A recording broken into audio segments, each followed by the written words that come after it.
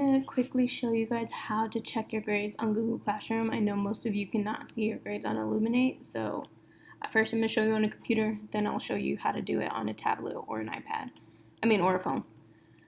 So once you're in your Google Classroom, you're going to, I'm going to make this a little bit bigger. You're going to click Classwork. You're then going to click View Your Classwork. And then your average grade is right here.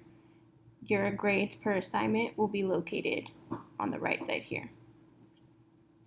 Now I'm going to show you how to do it on a tablet or iPhone.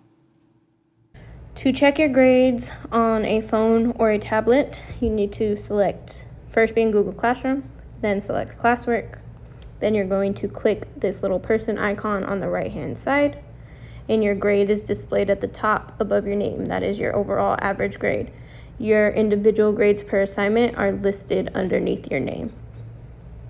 If you have any questions on your grades, feel free to reach out. You can text me, call me, shoot me an email, message me on Google Classroom.